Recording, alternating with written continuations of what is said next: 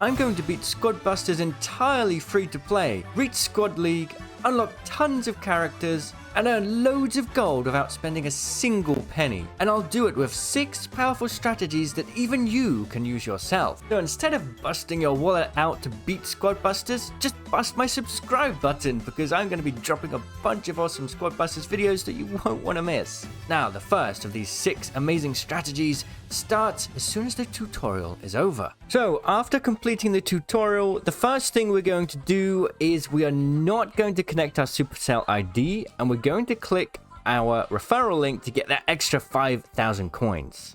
All right, let's claim that reward. That's going to help really importantly, because coins are everything when you're a free-to-play player. Now, we're going to go into for our first game here. We got some pretty cool tricks up our sleeve to try and make sure we never run out of coins and we speed through the levels. So, starting with PvE. Now, PvP may be a fun way to win the game, but PvE is the fastest way to complete all of the book challenges. So we're going to start with Barbarian. We're going to take this route. We're going to take this box first so we don't take any damage from any nearby enemies. And whilst we're at it, we're going to take these spells. Every time we see a spell, we're just going to throw it on the ground. Simply because it's going to give us more progress towards getting more of that book completed, which is really important to leveling up everything we could possibly do. Now, I would usually not attack that goblin, but I was talking to you guys. What we want to do now is quickly get the next barbarian, grab that spell. We're going to rotate to this next chest. I'm going to throw it on some more trees here. We don't even need Greg because we got bombs, which is great. We're going to throw it on here. This player looks like he's ready for a bit of a beating. Let's take him out. Now, we are here just to PvE. Interesting thing is, if you PvP, you don't get any bonus for it. Whilst you do get more gems in the game and you steal all their stuff and you get a free key, once you're back on the main menu, you don't get any progress towards the book, which is really important. So, you know, if we do see a player like this who deserves to just take a bit of a, you know, trip back to the lobby, shall we say, then we'll take it. However, our real goal is to PvE. The more PvE we do, the more progress we'll make to speedrun the game and get closer to leveling up to the next world and unlocking more characters. Now, what's really interesting is we're going to just bomb that guy. Hang on a minute. He might be able to escape. Very interesting early on how easy it is to take these players out. I guess a quieter lobby for us means more PvE to do, which is great. We now have 2 minutes just to farm away.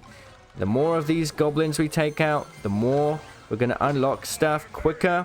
And we're not going to get into that situation late game where we run out of money and we don't know what to do but spend on the game, which is, of course, completely against the point.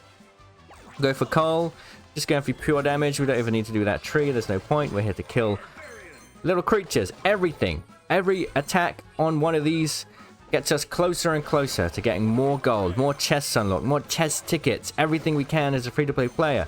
So, here we go. I think there's only 2 players left. Or maybe there's a bit more, but that's okay.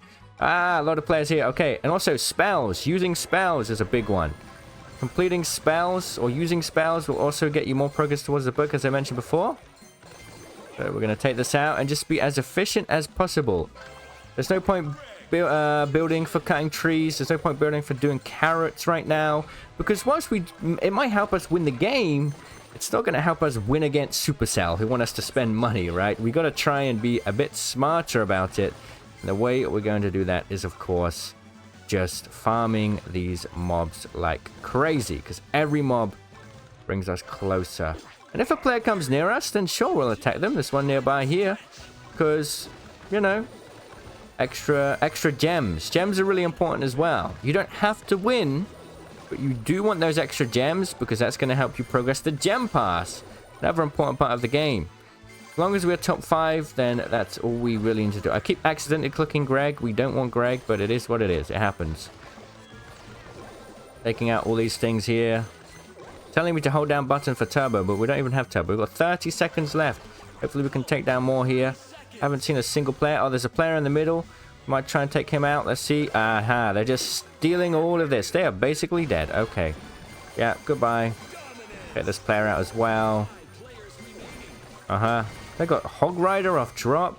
That's crazy. Shame we've got this. Alright. I don't know if we're going to be able to catch them. Oh, well. A little bit of a side quest there, that's fine. But 160 gems, first place. Now, look at how much this is going to progress us just for this first game. It really is something special. With the next major strategy revealed, farming PvE mobs and spamming spells to level up our book, now all we had to do was speedrun the early levels with a very easy in-game strategy. For the next 2 games, I followed the same route. I went for the blue box so I could get coins early without taking damage. I speedran the chests until I got a fusion, then farmed as many mobs as I could. Late game, I'd go to the middle and farm up as fast as possible, only attacking any nearby players if they looked like an easy kill, and I always kept a stack or 2 of boots ready to use in case I got pushed by a stronger player. And after 2 victories and tons of mobs hunted, we got our very first epic chest, and because we hadn't connected our supercell ID, we were guaranteed the Barbarian King. Our first epic, here we go. Now, because we don't have the archer, it's going to be guaranteed a Barbarian King, which is amazing. Look at that. And now we can connect our supercell ID and get the Archer Queen, which means we have basically got both without having to waste time. Now we got our Archer Queen, which is looking great. We got some more progress on this book. Wonderful. We got 20,000 gold already. We got Goblin. Awesome. Complete the beginner challenges. Free registration bonus as well. Forgot about that. We got 10,000 coins, all of this stuff. Awesome. The next game we had gem overload, so I took Goblin to speedrun building a team faster than anybody else, then farm mobs like crazy to keep my lead until the end of the match, at which point I went into the center where I took down a team in the middle and ended the game with a huge 457 gems. And there's the gem pass. Look at that, we unlocked it and immediately straight up we're gonna take common chest. Oh, a new thing. Barbarian Classic, nice. We get 3 more chest tickets, so we don't need to spend money on that. With the gem pass unlocked, we now had our next powerful method to farm free-to-play items and gold. We can farm PvE and spam spells for the book progression and also gems for the gem pass, all whilst making sure we had the perfect strategy to stay in top 5 every game. And that strategy, now that we had goblins, was very simple. Start with Goblin, run to the first 2 chests, and get fusion if we can, then farm up mobs nearby until we had a strong enough squad to stay alive in the middle, then go vibe there whilst taking down mobs and staying out of trouble. I played like that and got back-to-back top placements and kept making progress on the gem pass and book. After a few games, we had completed the daily challenges, getting a huge boost in gold. I kept up my strategy as my squad kept growing stronger with newly unlocked characters until we hit our first roadblock that could have completely ruined this whole account, and this is what usually gets most free-to-play players to give up and spend money. Our streak was ruined. We were doing so well and building a good squad, but an LT grade player kept pushing us, making me lose most of my squad, and I placed 7th. Now this is where I introduced my next strategy. Don't spend any coins on refreshing your streak. Alright, we'll do it. Look, I went against my own rule here for a very good reason, okay? Upcoming on the gem pass was the chest doubler. With that, I'd get 30 minutes to double the results of my chests, and if my streak ended just before my chest doubler, I'd be missing out on a huge boost to my squad, which could help skyrocket my progress in the game. So, for that reason, I spent the coins and hoped I wouldn't lose out on any more top 5 placements. And for the next game, I tried very hard to play as smart as I could. I avoided any risky plays, and it really felt like I was on a roll, like nothing could stop me. My streak was going really well, and then I got a really bad game. Once again, an El Tigre squad hunted me down, and I only managed to scrape by in 7th, which meant I'd need to scrape out 5,000 coins to keep my streak going. Now, like I say, I don't think it's a good idea spending coins on the streak continuation. However, in this case, I had to, because I was so close to that chest doubler, and I needed that streak to be alive to get as much benefit as possible. So I sucked it up and spent the coins. I had run out of free chest tickets for the first time, but it came at a good time because I just unlocked the next world. But instead of cashing out the money to get more tickets right away, I put my next strategy into play. touching grass. Yeah, taking a couple hour break here and there to get more free chest tickets really helps to push the limits for this game when playing free to play. And I knew I was close to unlocking a bunch of new stuff now that I was on the new world, so I didn't want to spend another single gold coin until I had that chest doubler. And now that I had bow, my strategy was getting even better. We'd start with goblin, speedrun those first few chests, then get bow, fusion bow, go kill a bunch of mobs, and build up my squad as strong as possible so nobody could mess with me. And after some quick top 5 placements, we finally got the chest doubler. And now let me tell you, this is where the fun begins. Challenge is done. Okay, the chest doubler is here. These next 30 minutes are the most important time for us, okay? We need to try and get first place every single game. Here we go. As soon as this starts, we need to quickly go back to the menu and start a game. Now, as we jump into these chest doubler games, there are a couple rules that any free-to-play player should stick to. If you have any rerolls, fusion keys, or even coins ready to keep a streak going, now is the time to use them. When your chests are getting doubled, this is the best benefit you can get. So you have to use everything you possibly have in these 30 minutes. Go all out and try and get as many rewards as you can. And the first 2 games went really well, with a 3rd place and a 5th place, but this next game, I had an amazing strategy for tree giants planned, and it was going to boost us into 1st place. The strategy in Tree Giants was really interesting. We'd first start building bow to get that extra damage against monsters. Once we had a decent sized squad and a bow fusion, we'd rush straight into the middle where the Tree Giants were waiting, and we wanted to get there before any other player. Now with some practice, you can dodge the dangerous Tree Giants attacks and avoid getting stunned, and taking down the Tree Giants will give you a bunch of gems, gold, and also a free chest key, and the tree giants just keep spawning back. So with some practice, even with a very small squad, you can take down all the tree giants, get tons of keys, boost past all of the other players in terms of squad size and gems, and end the game with a massive victory and tons of gems. 484 gems at the end. That is so big, and we are 1st place, which is so big for the chest doubler. Okay, look at that. Amazing tree giant strategy. Okay, super big. This is going to be like 20. Yeah, it is. 20 bows. Oh my god, that's amazing. And we keep going. We don't stop. We don't look at the rewards until we're done with the chest doubler. This is going to be amazing. Next game, we got chased down off drop and unfortunately died, so we threw 5,000 coins out the window to keep this chest doubler streak going strong. And that we did, as we kept getting bunches and bunches of top 5 placements to ensure we got as much benefit from the chest doubler as possible. And then at the very last second, we started another game with just 2 seconds left on the chest doubler. And this final game was an amazing one, with a really easy strategy anyone can use in Pinata Party. Let's start with Goblin. Then we need to build bow for this one. Goblin. Gonna waste time, go straight to the chest, we can fight the pinatas after. Alright, Witch. That could be good. Witch will help us destroy all these pinatas nice and quick. Okay, Goblin again. Go down this one. 9 players remaining.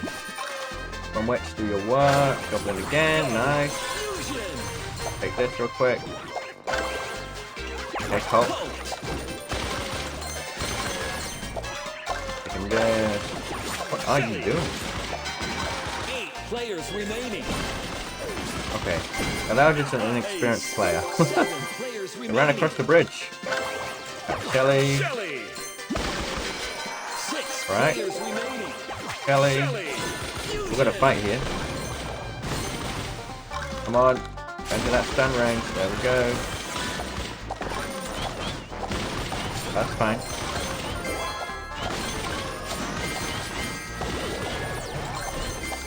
Fusion up. Okay, as a Colt, pick all the cartridges down. Cartridges everywhere, and then Shelly. Second right now. And we're going to the middle.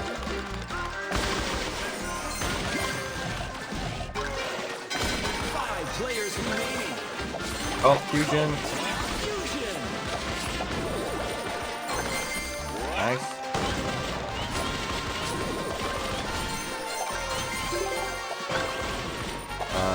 Cole.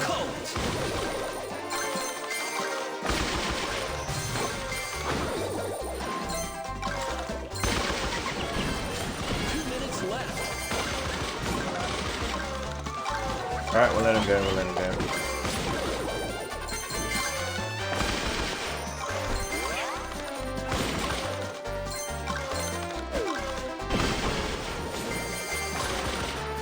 Got Hog Rider, yeah, he's gone. He's gone, no point chasing. Don't want to waste time here. Alright, another witch. Nice. Taking out all these pinatas. What we need to do. I'm gonna walk in slowly here because I want to try and get my boost back. Okay. Gives us a lot of time. That's okay.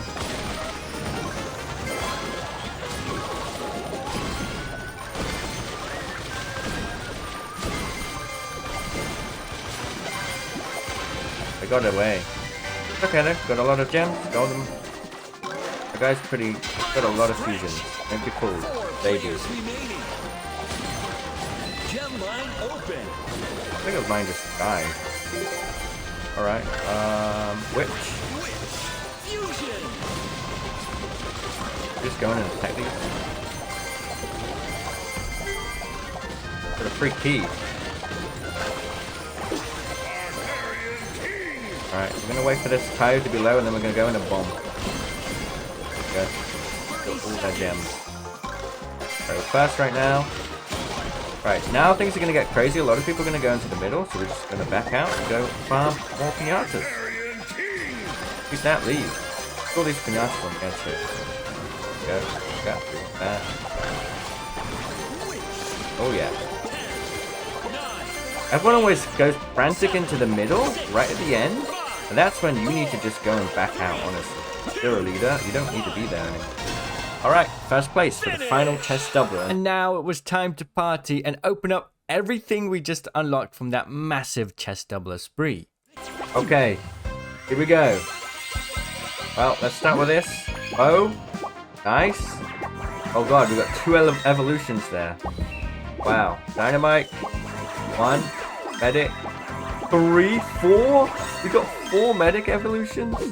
Kelly? 3? Oh my god. And then the book. 1, 2, 3, 4, 5, 6, 7, 8, 9, 10, 11. Wow, gem pass. Got some keys. Okay, not really that important. Getting the challenges done. Another chest. Super big. Okay, more medics. Got 1 more medic evolved. Okay. And now look at all these rewards we get. Kelly. Yes. 3,000 coins. Yes. Epic chest. Big. Yes. Okay, we'll take that. 5 more barbarians. 10,000 coins. Common chest. All of that. That's absolutely crazy. Goblins. Plaza upgrades. Everything. Wow. Yeah, go on then.